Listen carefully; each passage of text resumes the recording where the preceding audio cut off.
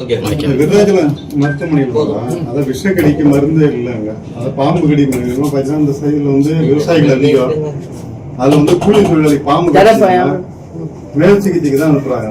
கடலூர் திரும்பவும் தான் அனுப்புறாங்க. அதுக்கான தீர்வுகள் வந்து விருதாச்சல மருத்துவமனை. இதுவும் நான் வந்து சட்டசபையிலும் பேசியிருக்கேங்க.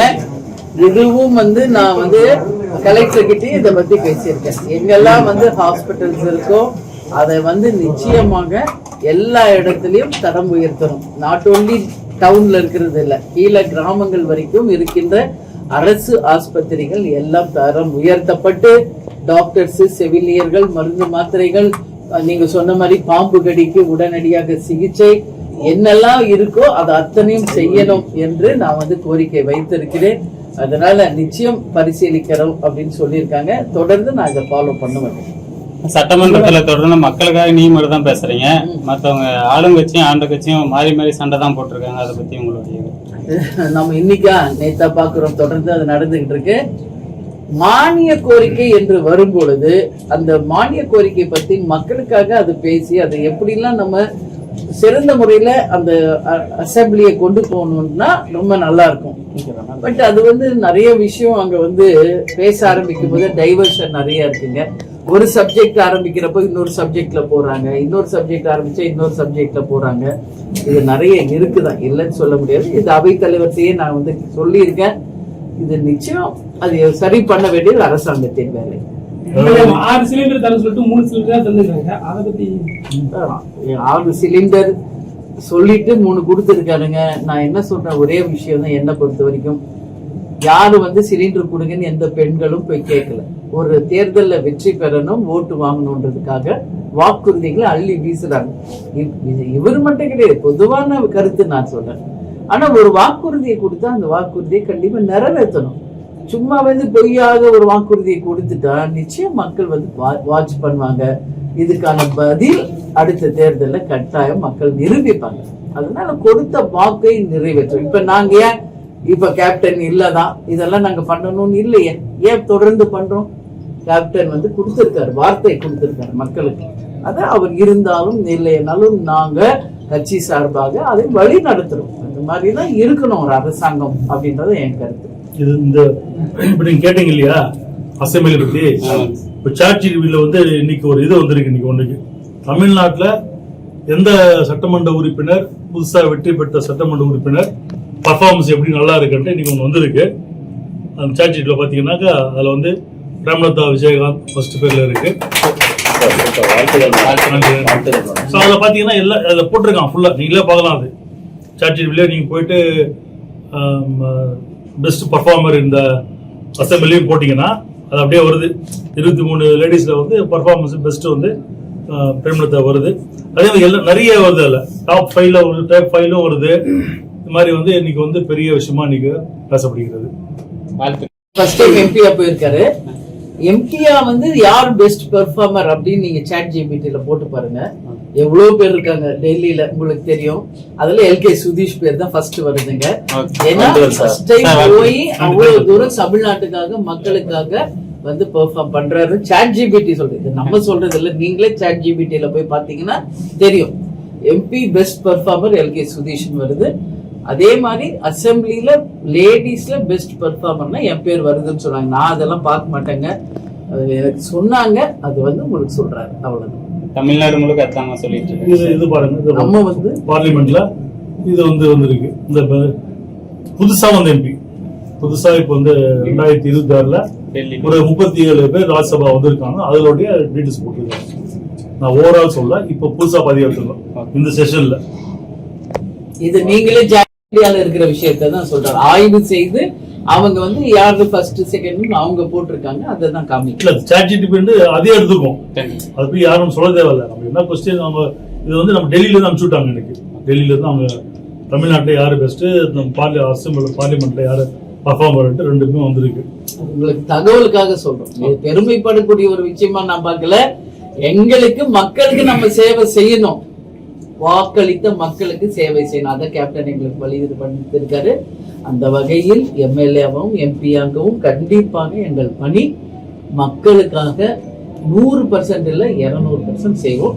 இன்னைக்கு கேப்டன் பிறந்த நாள், அதுவும் விருதாச்சலத்துல எம்எல்ஏ ஆபீஸ்ல இருந்து நான் சொல்ல வேண்டிய முதல் வார்த்தை, விருதாச்சலத்தை மாவட்டமாக அறிவிக்க வேண்டும் என்பதுதான் என்னுடைய முதல் கோரிக்கை. அதற்காக உறுதியாக நான் முதலமைச்சர்கிட்டையும் சட்டசபையிலும் பேரவை தலைவரிடமும் அமைச்சர் பெருமக்களிடம் நான் தொடர்ந்து வலியுறுத்திக்கிட்டு இருக்கேன். இன்னைக்கு 3 கோயில்களுக்கு நாம் போகும்போதும் என்னுடைய வேண்டுதலும் முதலில் அதுதான், விருதாச்சலத்தை மாவட்டமாக அறிவிக்கணும் அப்படின்றத என்னுடைய முதல் வேண்டுதல் கூட. ஏன்னா வாக்களித்த மக்களுக்கு நிச்சயம் அதை நிறைவேற்றணும் என்பதுதான் கேப்டன் ஆசைப்பட்டாரு. அதுதான் நானும் நினைக்கிறேன். மக்கள் விருப்பமும் அதுவாக தான் இருக்கு. எனவே அது நிச்சயம் நடக்கணும் என்பதை இந்த நேரத்தில் நான் உங்களுக்கு சொல்றேன். முதல்வர் அறிவித்த கார் நிறைய பேர் நிறைய அதை பத்தி சொல்லிட்டோம். நானே சட்டசபையில பேசியிருக்கேன். வெளியே நான் தான் அதை பத்தி ஃபர்ஸ்ட் பேசினேன். நிறைய எல்லாத்தையும் கார் இருக்கிறவங்களுக்கு அது தேவையில்லைன்றது என் கருத்து கூட. உண்மையிலே இல்லாத எம்எல்ஏஸ்க்கு கொடுக்கணும், அதுல தப்பு கிடையாது. அதனால இன்னைக்கு நிறைய பேர் வேணாம்னு திருப்பி கொடுத்துருக்காங்க. நான் 2 நாளா இங்க நேத்தே வந்துட்டேன் விருதாச்சலத்திற்கு, திருமண நிகழ்ச்சிகள்லாம். அதனால நான் நாளைக்கு மிலாது நபி சட்டசபை இல்லை, வியாழன் வெள்ளி நான் போவேன். அப்போ கண்டிப்பாக என்னுடைய நிலைப்பாடு என்ன என்பதை நீங்கள் அன்னைக்கு பாருங்க. சட்டசபையில் கார் வேணும்ன்றனா வேணான்றனா என்பதை நான் சட்டசபையில் சொல்றேன் உங்களுக்கு. அதே மாதிரி நெய்வேலி லிக்னைட் கார்பரேஷன் இருக்கா, அதுல இன்னைக்கு விருதாச்சலம் சுத்தி இருக்கின்ற நம்மளுடைய கிராமங்கள் அதுல பெரிதாக பாதிக்கப்பட்டிருக்கு.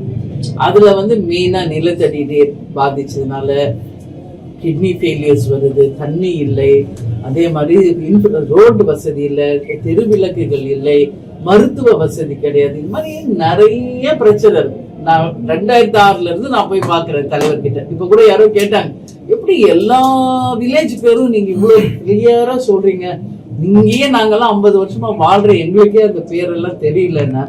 அதுதான் நான் சொல்றேன், தலைவர் கூட அவரோட நிழலாகவே நான் வாழ்ந்திருக்கேன் 2006 இருந்து. சோ எனக்கு விருதாச்சலம் என்பது இன்னைக்கு இல்ல, 20 வருஷமா எனக்கு எல்லா கிராமங்கள் தெரியும். அப்படி நான் நெய்வேலி சுத்தி போகும்போது அங்க எப்படி மக்கள் பாதிக்கிறாங்கன்றத பல முறை அந்த நெய்வேலி ஒரு சேர்மேனை நான் பார்த்து மனு கொடுத்திருக்கேன், அதை பத்தி பேசியிருக்கேன்.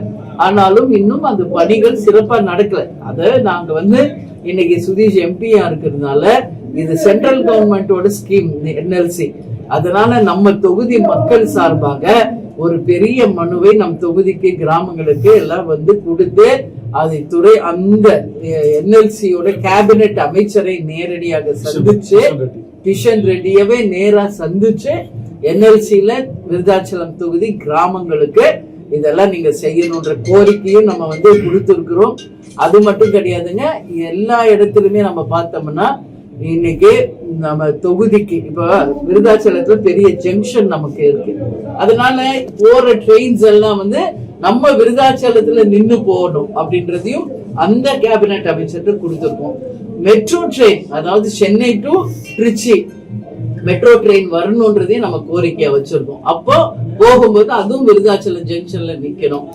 இந்த மாதிரி எதெல்லாம் விருதாச்சலத்துக்கு பெனிஃபிட் ஆகும் அப்படின்னு நம்ம பார்த்து அது அத்தனையும் அந்த கேபினெட் அமைச்சர்கள் கிட்ட நேரடியா கொடுக்கணும். இப்ப பீங்கான் தொழிற்சாலை நான் பல வாட்டி நேரடியா போயிருக்கேன். நம்ம ஊர்ல இருக்கிற முதல் தொழிற்சாலை தமிழ்நாட்டுல எங்கேயும் இல்ல.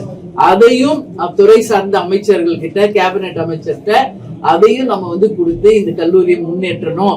அது மட்டும் இல்ல, இங்க வேலை வாய்ப்பை உருவாக்கணும் என்பதையும் நம்ம சொல்லிடுவோம். இங்க முந்திரி விளைச்சல் அதிகம், அதனால இங்க அதன் மூலம் ஒரு இண்டஸ்ட்ரீஸ் வந்தா வேலை வாய்ப்பை நம்ம உருவாக்க முடியும்.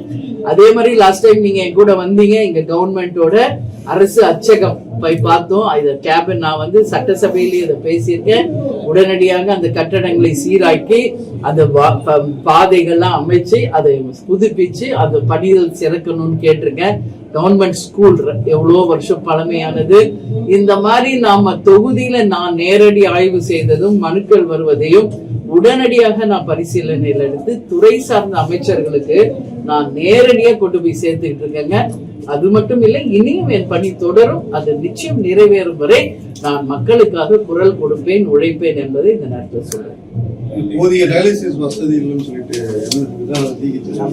நான் கலெக்டர் கிட்டே சொல்லியிருக்கேன். நேரா நீ கடலூர் போகும்போது சொல்லியிருக்கேன். அத துறை சார்ந்த அமைச்சர் அன்னைக்கு சட்டசபையில நான் பேசுறப்போ அதை சொல்லியிருக்கேன். நான் பேசுறதோட விட மாட்டேன். எல்லாம் நம்ம தொகுதியில என்னென்ன எனக்கு மனுக்கள் வருதோ நேரடியாக அன்னைக்கு சபை முடிஞ்சோன்னு அந்தந்த அமைச்சருக்கு நான் நேரடியாக அந்த மனுக்களையும் சேர்த்துக்கிட்டு இருக்கேன். முதலமைச்சர் பார்வைக்கும் அது போகிறது, பேரவை தலைவருக்கும் ஒண்ணு கொடுத்துட்டு இருக்கோம். இது மட்டும் கிடையாதுங்க, டெல்லியில நம்மளுக்கு எதெல்லாம் முடியுமோ அது சுதீஷ் மூலமாக டெல்லியிலயும் நம்ம கேட்டுக்கிட்டோம். சோ எல்லா பக்கமும் நம்ம முயற்சிகள் எடுத்துக்கிட்டு இருக்கோம். ஆனா அதை செய்து தர வேண்டியது அரசாங்கம். அதனால நாங்க எல்லா முயற்சி எடுக்கிறோம். நல்லது நடக்கணும்னு நான் நினைக்கிறேன். நிச்சயம் அதுக்கான பணிகளை தொடர்ந்து செய்வோம் என்பதை சொல்றேன். ஈவினிங் பொதுக்கூட்டிற்கு எல்லாரும் வந்துருங்க. அடுத்த முறை நான் வரும்போது 3-4 நாள் இருந்து ஆய்வுகள் செய்வேன். என் கூடயே நீங்க டிராவல் பண்ணுங்க. நன்றி.